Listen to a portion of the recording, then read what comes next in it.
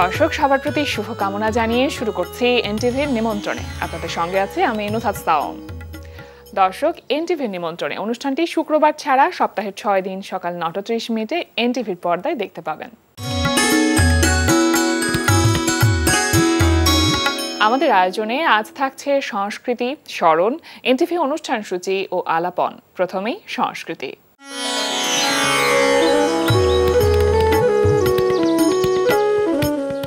শিল্পাঙ্গনের আয়োজনে ভূমি আর্ট গ্যালারিতে অনুষ্ঠিত হচ্ছে কিরীটি রঞ্জন বিশ্বাসের একক চিত্রকলা প্রদর্শনী স্বপ্নভূমি।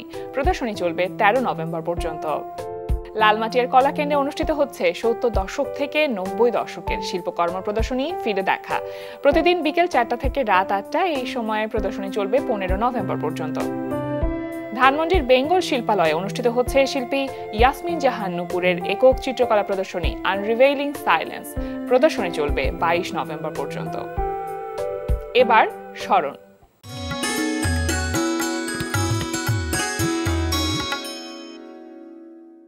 আজ 13 নভেম্বর নন্দিত কথা সাহিত্যিক হুমায়ুন আহমেদের জন্মদিন।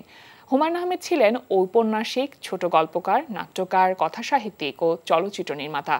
তাঁকে বাংলাদেশের স্বাধীনতা পরবর্তী অন্যতম শ্রেষ্ঠ ও জনপ্রিয় লেখক হিসেবে গণ্য করা হয়।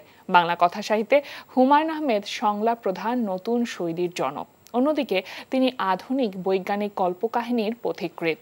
আজ জন্মদিনে নন্দিত কথা সাহিত্যিক হুমায়ুন আহমেদকে স্মরণ করছি গভীর শ্রদ্ধায়। এবার এনটিভি অনুষ্ঠান সূচি। এবার জানিয়ে দিচ্ছি এনটিভির আজ রাতের বিশেষ বিশেষ অনুষ্ঠানগুলির সময়সূচি। সন্ধ্যা 6:15 থাকছে সমসাময়িক বিষয় নিয়ে অনুষ্ঠান সংলাপ প্রতিদিন।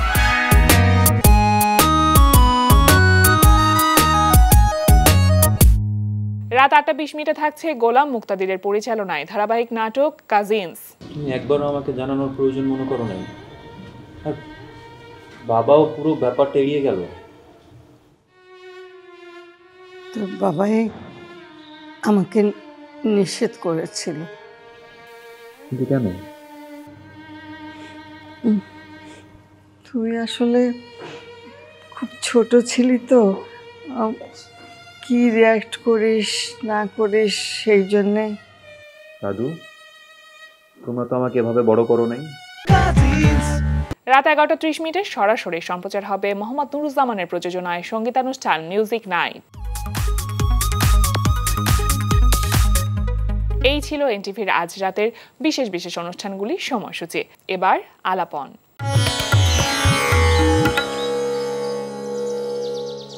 আজ 13 নভেম্বর নন্দিত কথা সাহিত্যিক হুমায়ুন আহমেদের জন্মদিন। তাঁকে নিয়ে কথা বলতে আজ আমাদের সঙ্গে আছেন প্রখ্যাত অভিনেতা আমিরুল হক চৌধুরী। শুভ সকাল। শুভ সকাল। কেমন আছেন? আছি, ভালো আছি আমি। যেমনটি বলছিলাম দর্শককে যে আজ 13 নভেম্বর আমাদের ভীষণ রকম পছন্দের এবং নন্দিত কথা সাহিত্যিক হুমায়ুন আহমেদ। হুমায়ুন আহমেদ স্যার তো আসলে শুধুমাত্র কথা সাহিত্যিক ছিলেন না, ওনার আরও অনেক গুণ ছিল এবং আপনি তার সাথে কাজ করবার একটা লম্বা সময় সুযোগ পেয়েছেন।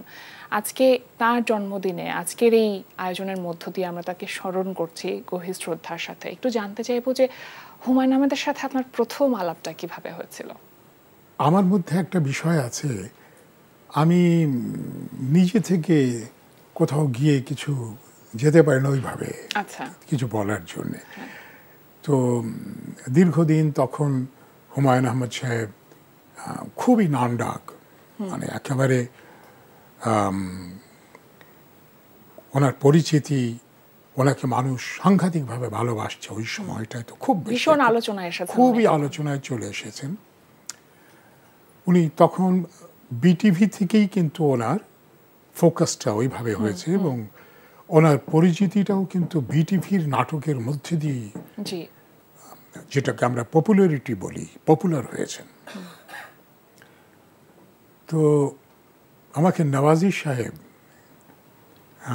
বললেন, ফোন করলেন, উনি বললেন যে আমিরুল সাহেব এরকম একটা নাটক হুমায়ুন আহমেদ সাহেবের নিমফুল, তো এটা একটা চরিত্র আছে, আপনাকে আমরা চাচ্ছি। আচ্ছা। তো ওনার এত নাম ডাক, আমারও তো ওনার চাই যে ওনার একটা কাজ আমি করি, এটা আমার মনের কথা ছিল। আমি বললাম তো নওয়াজি সাহেব জানতেন যে আমি স্ক্রিপ্ট বলে আমি স্ক্রিপ্ট পাঠিয়ে দিচ্ছি। আচ্ছা। তো নওয়াজি সাহেব স্ক্রিপ্ট পাঠালেন, পড়ে দেখলাম যে না। তো ওনার ইচ্ছে ছিল যে আমি ওই গ্রামের মোড়ল নিমফুলের যে আর কি ওই বাড়ির প্রধান একটা তো আমি স্ক্রিপ্ট পড়ে বললাম যে আমি বাড়ির চাকরটা করতে চাই। আচ্ছা। কাজের বাড়ির যেটা, মানে আপনাকে প্রথমে মোড়ল দেওয়া হয়েছিল কিন্তু আপনি চাকরটা বেছে নিলেন। আচ্ছা, চেয়েছিলেন। কারণ আমার তখন মোড়লে খুব নাম ডাক, মানুষের কাছে আমি মোড়ল হিসাবে খুব সমাদৃত, মানে এটা সকাল সন্ধ্যা থেকে হয়েছে।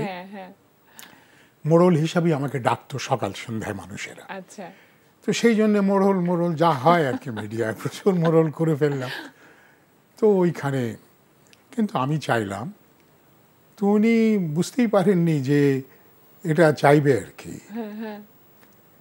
আমি স্ক্রিপ্টটা পড়ে মনে করলাম যে আমি যেভাবে চরিত্র করি, এই চাকরটা যদি আমি ঠিক মতো ইন্টারপ্রেট করে কারেক্টলি আমি যদি ক্যারেক্টারটাকে রান করতে পারি অভিনয়ের মধ্যে দিয়ে, তাহলে হয়তো মানুষ গ্রহণ করবে। আচ্ছা, এটা আমার ধারণা। হ্যাঁ। তো যথারীতি করলাম। নওয়াজি আহমদ সাহেব উনি, নওয়াজ আলী খান সাহেব উনি এটার প্রডিউসার ছিলেন বিটিভিতে, উনি তখন চাকরি করেন। হুমায়ুন আহমদ সাহেব তখন এত পপুলার যে উনি পুরো রিহার্সালটার থেকে শুরু করে সব কিছু উনি নিয়ন্ত্রণ করেন একেবারে, এবং সেটা খুব স্বাভাবিক নিয়মে, কেউ সবাই খুশি হয় এত, মানে ডিসিপ্লিন ওয়েতে উনি পুরো টিমটাকে ম্যানেজ করেন। ওনার অবস্থানটাও এরকম। পৃথিবীতে তো সবাই এই জায়গায় করতে দেওয়া হবে না, কারণ producer is all in all. আর তখন খুব সিস্টেমেটিক ছিল, চেইন অফ কমান্ড ছিল। শব্দটি হচ্ছে চেইন অফ কমান্ডটা তখন মোটামুটি এক্সিস্ট করছে আমাদের। তো সেই জায়গাটাতে নিয়ে গেলে আমি পড়লাম। তো নিমফুলে ওইখানে হওয়ার পরে তো আপনি তো একজন অভিনয় শিল্পী, অভিনয় শিল্পীর জায়গা থেকে নির্মাতা হুমায়ুন আহমেদকে আপনি আসলে কিভাবে দেখেছেন বা কিভাবে বিশ্লেষণ করবেন নির্মাতা হিসেবে?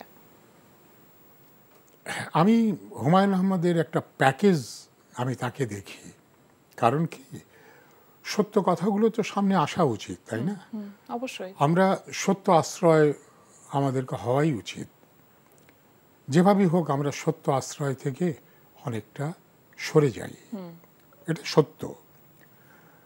হুমায়ুন আহমেদের এত গুণ ছিল যে তাকে একটা বিষয়ের আলোচনার মধ্যে আনা কঠিন, একটু মুশকিল। কারণ আমাদের ওইভাবে ওই ফিল্ডগুলোতে অত প্রতিযোগিতা ওরকম ছিল না। অনেকেই দলবদ্ধভাবে মনে করতেন যে মিস্টার এক্স উনি তো আমাদের ভাই, ওনার কাছ থেকে আমি এই সুবিধাটা পাই, অতএব উনিও বোধহয় কাছাকাছি। মোটেও না। হুমায়ুন আহমেদ যখন বিচরণ করেছেন তখন তিনি একাই একেবারে অনেক বড় জায়গায় চলে গেছেন। উদাহরণস্বরূপ যেমন সাহিত্যে হয়তো সবারই যে ভালো লাগবে এমন তো কথা না। অনেকের হয়তো ওনার সাহিত্য পছন্দ নাও হতে পারে, এটাকে তো মেনেই নিতে হবে। কিন্তু হুমায়ুন আহমদ সাহেবের সাহিত্য একটা জাগরণ সৃষ্টি করলো। মানে এমন কোনো বয়সী মানুষ নেই যিনি হুমায়ুন আহমেদের বই পড়েননি। আচ্ছা, তোমাকে আরেকটি কথা আমার বলতেই হবে, সেটা হচ্ছে দুই বাংলার বাঙালিদের বই বিক্রি, মানে বৎসরে যে বইয়ের মেলা হয় বই বিক্রির জন্যে, ওখানেও উনি হাইয়েস্ট সেলার ওনার বই, বেস্ট, সব থেকে বেশি বিক্রিত বই কলকাতাতে বই মেলায়, ঢাকাতেও তাই। এখান থেকে নিশ্চয়ই বলার আর কিছু নাই। এবং একবার নয়, হঠাৎ করে হয়ে গেছে এরকম না। তাহলে আমাকে প্যাকেজ তো দেখতে হবে, তাই না? টোটালিটিতে দেখতে হবে। সেটা হচ্ছে নাটকও তাই। নাটকের মানুষের, এই দেখো বাকের ভাই, একটা চরিত্র চলে এলো। হ্যাঁ, তারপরে এই যে তুমি বললে নিম ফুল দিয়ে শুরু হলো, আমার ওই চরিত্রটা সাংঘাতিকভাবে মানুষের কাছে সমাদৃত হয়েছে। তারপরে মাটির ও পিঞ্জিরার মাঝে বন্দী হইয়া রই, এই দুটোর মধ্যে কোনটা আগে কোনটা পরে আমার ঠিক ওইভাবে আমি বলতে পারছি না, কিন্তু মাটির ও পিঞ্জিরার মাঝেও আসাদুজ্জামান নূর ছিলেন, নওয়াজিশ আলী খানের প্রোডাকশন ছিল, এবং হুমায়ুন আহমেদের, এটাও খুব উল্লেখযোগ্য। আমি ওইভাবে বলবো না, সমালোচকরা বলবেন, সাহিত্য সমালোচকরা, যেটা চিরায়ত হওয়ার কোনো সম্ভাবনা আছে কি না। জি, একটু দুই দুয়ারির কথা জানতে চাইবো, যে আপনার সংযুক্ত হবার ব্যাপারটা কিভাবে ঘটেছিল দুই দুয়ারির সাথে। আর দুই দুয়ারি চলচ্চিত্র, এটা নাটক নয়, দুই দুয়ারি হয়েছে নুহাসপল্লীতে শুটিংটা। তো ওই যেভাবে পরিচয় হলো, তারপরে তো কাজ চলতে লাগলো, তারপরে উনি ডাকলেন যে এই চরিত্রটা আপনাকে করতে হবে। আমি দেখলাম আমি করতেই পারি, আমি করলাম। আপনার যে কোনো একটা চরিত্র নিয়ে একটা অ্যানালাইসিস থাকে, ইন্টারপ্রিটেশন থাকে, সেটা যখন হুমায়ুন আহমেদ স্যার ডিরেকশন দিতেন, তার ইন্টারপ্রিটেশনের সাথে কতখানি মিলতো? একটা জায়গা কি, আমি এটা বলতে একটু শাই ফিল করছি, কিন্তু নিজের কথাটা এসে যায়। ওনার আমার প্রতি একটা আস্থা ছিল, একটা সম্মান ছিল। আমি সিনিয়র ওনার চাইতে। তো আমার ইন্টারপ্রিটেশনটা উনি কোনোদিনও ডিফার করেননি। কোনো নাটকই ডিফার, মানে প্রচুর নাটক করেছি আমি, প্রচুর। ওইখানে নুহাসপল্লীতেই তখন উনি পরিচালনা করেছেন, কিছু কিছু ওনার স্ত্রী শাওনও পরিচালনা করেছে। তো ওনার তত্ত্বাবধানে অবশ্য উনি থাকতেন। তো সেই জায়গাটায় আমি এই সম্মানটুকু, মানে টিম ওয়ার্কটা ছিল, এজন্য আলাদা করে আসলে কিছু বলে দিতে হতো না। নুহাসপল্লীরই একটি ব্যাপার ছিল, ওখানে গেলে পরে মানে ওখানকার মানুষই হয়ে যেত, যে ওখানে খাচ্ছি, ওখানে একটা অবস্থায় তৈরি হলো, মানে সবার ভিতরে একটা আপনজন একটা ব্যাপার কাজ করে। এই যে নিজের মানুষ হয়ে ওঠা, একটা টিমের মধ্যে কাজ করতে করতে এমন একটা বন্ডিং তৈরি হয়ে যাওয়া, টিম বন্ডিং যেটাকে আমরা বলি, এর মধ্যে তো কখনো মান, অভিমান, দুঃখ, অনেক কিছুই থাকে। তেমনটা কি কখনো স্যারের সাথে হয়েছিল? আমার সাথে এরকম কিছু হয়েছে বলে আমার মনে নাই। আচ্ছা, আমার মনে নাই, বা আমি এরকম মনে থাকতো যদি এরকম হতো। হ্যাঁ, তো আমি নিজের কাজটা নিয়ে যখন আমি নাটকে ঢুকি, তখন আমার নাটকে ঢুকে গেলে কিন্তু আমার চরিত্রে ঢুকে গেলে আমার খুব অন্যান্য আলোচনা এগুলো আমার কাছে খুব ভালোভাবে আমি করতে পারি না। আমি কিন্তু খুব আড্ডাবাজ, কিন্তু নাটকে যখন একবার চরিত্র একসেপ্ট করে আমি নাটকে যাচ্ছি, তখন আমি খুব নার্ভাস থাকি যে সঠিক হবে কিনা, এটা নিয়ে আমি টেনশনই করি বলতে গেলে। এটাই কিন্তু একদম সত্য, যে বলেছি সত্য আশ্রয়, এটি সত্য আশ্রয় থেকে তখন পারপাস একটাই থাকে যে আমার এই চরিত্রকে রূপায়ণ করতে হবে। আমার সাথে ওখানে কি হলো না হলো ওগুলো অন্য কিছুর সাথে আমার ওখানে সবসময় যেটা আমরা খেতাম, খাওয়াটা ভালো হতো। হ্যাঁ, ভালো হতো মানে হাতি ঘোড়া তার খেতাম না, যে খাওয়া বলতে খাদক আর খাদ্যরস তো এক জিনিস না, আমাদের খুব মিশিয়ে ফেলা হয়েছে। তো যে উনি অনেক খায় মানে উনি খুব ভালো, নো, অনেক খায় তো খাদক, মানে প্রচুর খায়, ওভার ইটার। আর খাদ্যরসিকরা হয়তো কম খান, কিন্তু রসিকজন একদম সভ্যতার কথা হচ্ছে খাদ্য আসলে। হ্যাঁ, আসলে একটু জানতে চাইবো, যদি আমি জানি না এই প্রশ্নের উত্তরটা আসলে আপনি দিতে চাইবেন কিনা, যদি হুমায়ুন আহমেদ স্যার বেঁচে থাকতেন আজকে এই সময় এসে, বাংলা নাটকের অবস্থাটা অন্যরকম হতে পারতো মনে হয়। সেই জায়গাতে মিস করেন? অবশ্যই খুব মিস করি। চোখটা ভিজে আসে যারাই ভেবে কথা বলবে, উপলব্ধি মাত্রায় কথা বলবে, সত্য আশ্রয়ে কথা বলবে, তারা সবাই এ কথাটি বলবে। সেটা হচ্ছে হুমায়ুনকে আমরা খুবই মিস করি, কারণ একটা প্রতিযোগিতা সৃষ্টি করেছিল, একটা ধারণা সৃষ্টি করেছিল, বাংলা নাটকের একটি ধারা তৈরি হয়েছিল, এবং সেটা মৌলিক। একটু আপনার কাজের প্রসঙ্গে এবারে আসি, যে এখন আসলে কি কি কাজ করা হচ্ছে, নতুন কিছু কি এর মধ্যে করা হলো? না, আমি তো এখন খুব একটা কাজ করছি না। সব সময় আমি যেরকম করি, আমাকে স্ক্রিপ্ট পাঠাতে হয়, দেখি, রাত 8টার পরে কাজ করি না, এটা অনেক দিন ধরে, বহুদিন ধরে। তো তারপরে আমি যাই ধরো 9টার পরে, 9টা 10-15 মিনিটে আমি নামি। তো এগুলোর জন্য, এগুলো কিন্তু দীর্ঘদিনের প্র্যাকটিস, যারা আমার সাথে কাজ করেছেন তারা জানেন। তো সেই জায়গাটাতে তোমার যারা আমাকে এইভাবে নিতে চায়, স্ক্রিপ্ট ভালো হয়, আগে এটা করতে, এখন আরও কমিয়ে দিয়েছে, আরও খুবই কম। একটা ছবি রিলিজ হবে ডোডোর গল্প, আচ্ছা, এই পরিচালক হচ্ছে রেজা ঘটক, জি, এটাই আমার এখন হবে রিলিজ। এছাড়া আমার হাতে এখন রিলিজ হওয়ার মতো এরকম কোনো নেই কিছু। এর মধ্যে বেশ কিছু বিজ্ঞাপন চিত্রের কাজ করা হচ্ছে আপনার। বিজ্ঞাপন করেছি কিছু। এই যে হারকিপ্টে, এই যে চরিত্রটা আপনার এত বেশি পপুলারিটি পেয়েছে, আরো অনেকগুলো নাটকের নাম হয়তো বলা যাবে, কিন্তু এটি বিশেষভাবে মানুষের কাছে গ্রহণযোগ্যতা পেয়েছে। অনেকে হয়তো আপনার কাছে জানতে চাইতেও পারে যে আপনি আসলেই ব্যক্তি জীবনে হারকিপ্টে কিনা। দেখো, অভিনয়ের চরিত্র তো চরিত্র, ওটি আলাদা মানুষ, একেবারেই আলাদা মানুষ। আর ব্যক্তি জীবনে আমি আমিরুল হক চৌধুরী, আমি একটা চরিত্র, এই মানুষটি একটা চরিত্র। এটা তো পৃথিবীর বড় মানুষেরা বলে গেছেন, world is nothing but a stage. তো আমরা এই যে বিশ্বর যে মঞ্চ, এই মঞ্চে এক একজন মানুষ অভিনয় করছি, তুমি করছো, আমি করছি, আমার বাবারা করেছেন, তোমার আব্বা করেছেন। তো এটাই তো নিয়ম। আমি আমিরুল হক চৌধুরী এই চরিত্রে এখন আছি। আর যখন একটি নাটকের চরিত্র আমি যাই, তখন সেটি আলাদা চরিত্র, আলাদা মানুষ। আচ্ছা, কোন একটি চরিত্র যেটা থেকে আপনার বের হতে অনেক সময় লেগেছে? এটা আমার অনেক, কারণ কেউ যে বলেছি যে আমি ক্ষুদ্র মানুষ, কিন্তু আমার ইনভলভমেন্ট, আমি কিন্তু মূলত মঞ্চের মানুষ। মঞ্চ আমার খুব ভালোবাসার জায়গা, আজও কিন্তু একটু কমেনি। কিন্তু মঞ্চে যাওয়ার মতন সেরকম বিষয়টা দাঁড়াচ্ছে না এখন। যদি কেউ ডাকতো, আর এখন মনের মধ্যে একটা জিনিস আমাকে খুব নাড়া দেয়, যদি ভালো যাত্রা হতো। যাত্রাটাকে তো স্বাধীনতার পরে নষ্ট করে ফেলেছে, ওই প্রিন্সেসদের ডান্স দিয়ে দিয়ে যাত্রার আর কোনো কিছু থাকেনি। তো অমলেন্দু বিশ্বাস ওনারা থাকাকালীন অবস্থায় খুব যাত্রাটা মোটামুটি ঠিক ছিল। তো আমার মনে হয় এখন যদি যাত্রা থাকতো, আমি যাত্রায় যোগ দিতাম, আর মঞ্চে যেতে ইচ্ছে করে।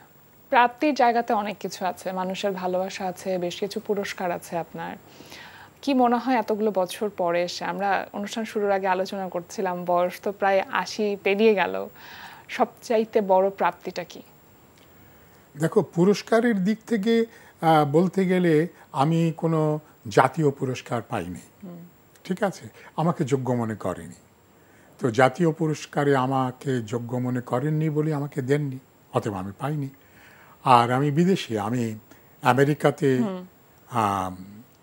বেশ কিছু পুরস্কার পেয়েছি, আমি ইংল্যান্ডে সম্বর্ধনা পেয়েছি, আমি আমেরিকাতে অনেকগুলো পুরস্কার পেয়েছি। কিন্তু উল্লেখযোগ্য হচ্ছে হলিউডে আমি মঞ্চ নাটক, তোমার সায়েন্টোলজি বলে একটা মঞ্চ আছে বিশাল, এটার মূল মালিক হচ্ছেন টম ক্রুজ, জন ট্রাভোল্টা, এরা বিশাল। তো ওখানে আমি একটা মঞ্চ নাটক করেছি। আচ্ছা। তো ওখানকার 2018 সালে, ওখানে তখন সেনেটর ছিলেন তোমার ব্রেড শেরম্যান, একজন এই রিপাবলিকান। ডোনাল্ড ট্রাম্প কিন্তু তখন প্রেসিডেন্ট ছিলেন 2018 সালে।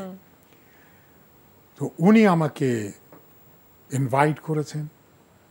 উনি আমার সমস্ত নাটক ওখানে তো ওই কম্পিউটার ওনাদের সব দেখে টেকে ওনার বলেছে, আমি জানিও না ওনাকে, তো আমি চেনার কথা না। তো উনি আমাকে ইনভাইট করেছেন দেখে, এবং সব নাটক বা সব আমার পপুলারিটি ওখানে মানুষের যে তখন ওই যে তোমার লাইকগুলো দিত, এগুলো সমস্ত ইয়ে করে উনি আমাকে ইনভাইট করে আমাকে একটা আমেরিকান অ্যাওয়ার্ড এটা দিয়েছেন ব্রেড শেরম্যান। উনি খুব বিখ্যাত মানুষ, ক্যালিফোর্নিয়ার লোকেরা ওনাকে খুব পছন্দ করে, প্রত্যেকের, মুসলিম, হিন্দু, খ্রিস্টান, জিউস। উনি জিউস, কিন্তু উনি সেইভাবে বিভাজিত মানুষ নন, মানুষের কাছে খুব মানুষ হিসেবে উপস্থিত উনি। সেই মানুষটি আমাকে ডেকে নিয়ে সম্মান করে তাঁর অফিসে হলিউডে আমাকে ওই পুরস্কারটি দিয়েছেন, এটি আমি উল্লেখ করতে পারি। আর আমেরিকাতে অনেকগুলো পেয়েছি, সেগুলো বাঙালি সংগঠনের, তারাও মেরিল্যান্ডে লাস্ট পেয়েছি, মেরিল্যান্ডে ওনারা 2 বছর ধরে আমাকে চেয়েছিলেন।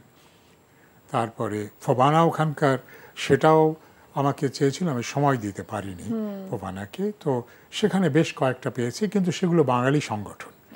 বোস্টনে লাস্টে পেলাম, পাওয়ার কথা ছিল না। আমি বোস্টনে গিয়েছি একটা কাজে, ওরা জেনেছে আমি গেছি, তখন ওই সংগঠনরা আমাকে দিয়েছে। ওখানকার মেয়র এসেছিলেন আমার অনারে, আমাকে উনি একজন ভদ্র মহিলা মেয়র ছিলেন, একজন ভদ্র মহিলা। 22 সালে আমি গিয়েছিলাম, 2022 সালে। আসলে সম্মাননা, পদক এগুলো পাবার জন্য তো কোন একজন অভিনয় শিল্পী কাজ করেন না, নিজের ক্ষুধা থেকে কাজ করেন, এবং সেটার পরিবর্তে যদি দর্শকদের ভালোবাসাটা আসে, দর্শকরা যদি মনে সেই জায়গাটা তৈরি করে দেন, তখন মনে হয় সেটাই সবচাইতে বড় প্রাপ্তি, এবং সেটা খুব সফলভাবে আপনি অর্জন করেছেন। তোমাকে ধন্যবাদ। তুমি আমার এই জায়গাটা, যে হ্যাঁ আমার ওইটুকু হয়তো ওইটুকু তৃপ্তি আছে, যে যেমন তোমার সকাল সন্ধ্যা এবং মোড়ল পত্রিকাগুলো এর উপরে ভোট নিয়েছে, তাতে মোড়ল সবচেয়ে বেশি ভোট পেয়েছে। মানুষের এত সমাদৃত দীর্ঘ, এখনো বুড়ো মানুষকে তুমি যদি, যারা আমাদের কাছাকাছি বয়সের 70-এর, তাদেরকে জিজ্ঞাসা করো মোড়ল। তারপরে আমজাদ হোসেনের তোমার ভেলু একটা চরিত্র, আমি একটা গ্রামের বোকা মানুষ কাজ করি, এই ভেলু চরিত্রটা জন্মভূমি বলে একটা নাটক, শ্রদ্ধেয় আমজাদ হোসেন, উনি খুব প্রতিভাবান মানুষ ছিলেন, অত্যন্ত প্রতিভাবান। আমরা তো সম্মানটা, এত প্রতিভাবান মানুষ ছিলেন, আমি তাকে মন থেকে শ্রদ্ধা জানাই। আপনি আসলে কাজ করবার সুযোগটা পেয়েছেন, আপনি নিজেও প্রতিভাবান ছিলেন এবং প্রতিভাবান মানুষদের সাহচর্য পেয়েছেন, তাদের সাথে কাজ করেছেন, সেজন্য হয়তো দর্শক এই পুরো টিমটাকেই আসলে ভালোবেসেছে।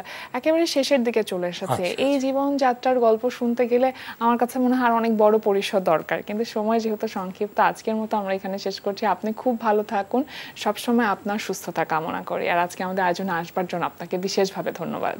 তোমাদেরকে অনেক ধন্যবাদ, এনটিভিকে ধন্যবাদ, আমার যারা দর্শক আছে তাদেরকে আমার অন্তরের অন্তঃস্থল থেকে ধন্যবাদ।